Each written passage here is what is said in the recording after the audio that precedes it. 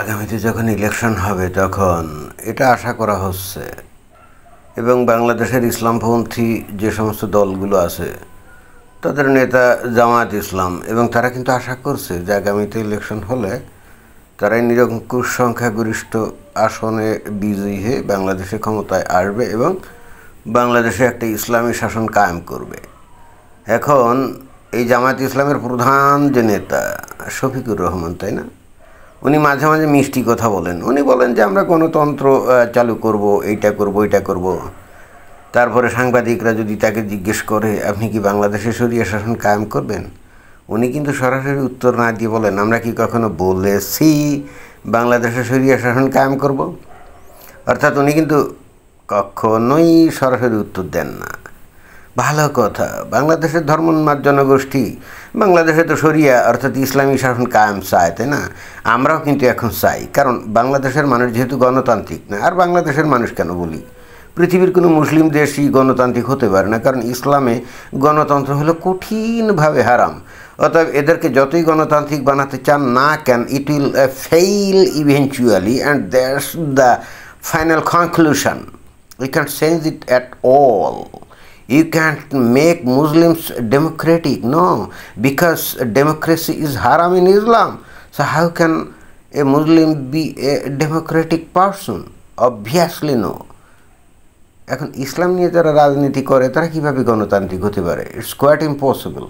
জামায়াত ইসলাম যদিও বলে যে আমরা গণতন্ত্র চর্চা করবো, এটা করবো, এটা করবো, সেটা করবো, এটা হলো ভণ্ডামি কথাবার্তা, মুনাফিকি কথাবার্তা। ইসলামে যেখানে গণতন্ত্রই হারাম সেখানে জামাত ইসলাম যদি বলে আমরা গণতন্ত্র চালু করব, এটা কি মানে ভণ্ডামি না? তবে হ্যাঁ, আপনি যদি ইসলামের কৌশল সম্পর্কে আপনার জানা থাকে তাহলে এটা কিন্তু সঠিক বিধান। খোদ নবী মোহাম্মদ উনি নিজেও মানে নবী, উনি নিজেও কিন্তু প্রয়োজনে ইহুদি নাসারা কাফেরদের সাথে মানে মুশরিকদের সাথে আর কি, কুরাইশদের সাথে কিন্তু উনি চুক্তিবদ্ধ হয়েছিলেন। যেমন হুদায়বিয়ার চুক্তি, ওই হুদায়বিয়ার চুক্তি ওইটা ছিল কিন্তু মুসলমানদের সাথে ওই যে ওই কুরাইশদের অর্থাৎ পৌত্তলিকদের একটা চুক্তি, অর্থাৎ ভবিষ্যতে একটা বৃহত্তর বিজয়ের উদ্দেশ্যে এই চুক্তিটা হয়েছিল। জামাত ইসলাম কিন্তু ঠিক হুবহু ওই ফর্মুলা অনুসরণ করে। অর্থাৎ বর্তমানে বাংলাদেশের মানুষ এখনও পুরোপুরি হয়তো মনে মনে বলে যে ইসলামী শাসন চাই, ইসলামী শাসন চাই, কিন্তু আবার অ্যাট দ্য সেম টাইম তার ডাইরেক্টলি জিজ্ঞেস করলে বলে এখন কি এই যুগে ইসলামী শাসন চলে নাকি? তো এই যে দোদুল্যমান যে মানসিকতা, এই যে মুমিন মুসলমানদের, জামাত ইসলাম কিন্তু এটা জানে, এবং সেই জন্যেই কিন্তু তারা বলে যে আমরা তো ডেমোক্রেটিক সিস্টেমে বিশ্বাস করি, ডেমোক্রেসি থাকবে, গণতন্ত্র থাকবে, এই কথাগুলো কিন্তু ওরা বলে। বাট মনের গহীনে কিন্তু ভিন্ন কথা। একবার ক্ষমতায় যদি যায় দেন ঝালে ঝাল নাকি আদায় ঝাল, সেটা কিন্তু জামাত ইসলাম বাংলাদেশে দেখাবে। অবশ্য আমি মনে করি সেটা দেখানো উচিত, কারণ বাংলাদেশের ধর্মোন্মাদ পাবলিক আসলে তো গণতান্ত্রিক না, তারা তো মনে মনে শরিয়া শাসন, ইসলামী শাসনই চায়। সো সেটাই বাংলাদেশে হওয়া উচিত। ওই যে অনেকে ওই যে পিনাকি ভট্টাচার্যকে ব্যাপকভাবে সমালোচনা করে, আমি জানি না কেন সমালোচনা করে। ও তো হিন্দু ঘরে জন্ম, তাই না? ও কিন্তু জানে যে বাংলাদেশের মুসলমানদের মাইন্ডসেটটা কী, এবং ওই যে বলে না যে বাংলাদেশে সম্প্রীতির মহামিলন মানে চলছে, এগুলো তো আসলে ভুয়া কথা, বোগাস কথা, তাই না? বাংলাদেশের হিন্দুরা যেহেতু কোনো প্রতিবাদ করে না, করতে পারে না, ভীরু কাওয়ার্ড, গর্তের মধ্যে লুকায় থাকে, একতরফা মুসলমানরা তাদের উপরে হামলা করে, মারামারি করে, এবং তাদেরকে বিভিন্ন জায়গায় অ্যাটাক করে, ঘরবাড়ি জ্বালিয়ে দেয়, পুড়িয়ে দেয়, কিন্তু তারপরেও তারা কিন্তু রাগ করে না, কারণ তারা তো ভীতু, তারা মরতে ভয় পায়। হিন্দুরা তো ওই যে ফিলোসফিক্যাল যে মানে আইডিওলজিক্যাল যে কারণ, হিন্দুরা তো আসলে জীবনকে ভালোবাসে, তারা তো মরতে ভয় পায়, আর মুসলমানরা মরতে ভয় পায় না। এগুলো তো আমি বারবার বলছি। And this is the fundamental difference between A Hindu and a Muslim, because A Muslim will not die, because if he dies then he will be martyr and will go to the heaven without any judgment, and will have 72 virgins for never-ending sexual intercourse with them. But a Hindu loves his own life, and that's why he doesn't want to be martyr at all. He doesn't know what is martyr at all, because by the Hindu Sanatan ideology they think that this earthly life is very valuable for them. বাস্তবিক জীবন তাদের জন্য খুবই গুরুত্বপূর্ণ, কারণ এই জীবনের কর্মফলের কারণেই পরবর্তী ভবিষ্যৎ নির্ভর করে, and that's why they depend on the present earthly real life. But a Muslim does depend on the present real life, because a Muslim always wanna be a martyr. And how can a Muslim be a martyr? If he fights against the kafirs or mushriks or non-Muslims, that is called jihad, and if he dies in that fight, he will be a martyr, and then without any judgment he will have the direct boarding pass to enter into the paradise, where 72 virgins are waiting for them to have intercourse with them for an endless time, and literally a Muslim believes in that. এখন যাই হোক, আসল ঘটনা কি, যে বিষয় নিয়ে আসলে কথা বলতে চাচ্ছিলাম সেটাই তো এখানে উল্লেখ করলাম না। এই যে জামাত ইসলাম ক্ষমতায় গেলে তারা কি করবে, এখানে একটা সাক্ষাৎকারে এই যে সুন্দর করে জামাত ইসলামের নেতা কিন্তু বলছে যে দেখেন তারা ক্ষমতায় গেলে বাংলাদেশে কি আসলে পরিস্থিতি করবে। তারা কিন্তু লুকায় না, এটাই হলো মানে খুশির কথা। আমি কিন্তু অলওয়েজ বলি যে জামাত ইসলামের নেতারা কিন্তু ভীষণ honest, and they are very much dedicated to their ideology. তারা কিন্তু আপনাকে মিথ্যা বলবে না, ডাইরেক্টলি বলবে যে আমরা ক্ষমতায় গেলে এটা করবো, দেখেন কি করবে। এই যে জামাত ইসলামের নেতা একেবারে খোলাসা করে বলে দিচ্ছে।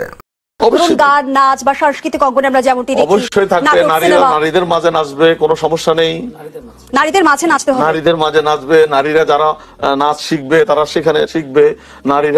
নারীদের মাঝে যতটুকু সম্ভব সেটা, যেটা দেখেন কত অনেস্ট, তাই না? একেবারে ক্লিয়ার কাট বলে দিচ্ছে, কোনো ভনিতা নাই। নারীরা যদি নাচানাচি করে, গান বাজনা বাজায়, তাহলে নারীদের মধ্যেই করবে, ক্লিয়ার কাট বক্তব্য। এবং এইটুকু কেন বলছে জানেন?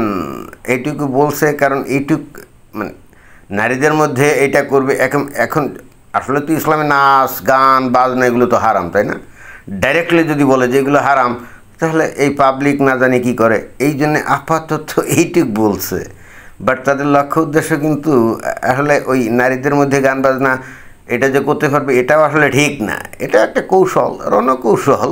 আপাতত রসালো মুসলমানদের খুশি করার জন্য এই কথাগুলো বলছে, but their purpose is very much different than what is talking about right now, and they actually will forbid any kind of singing or dancing entirely.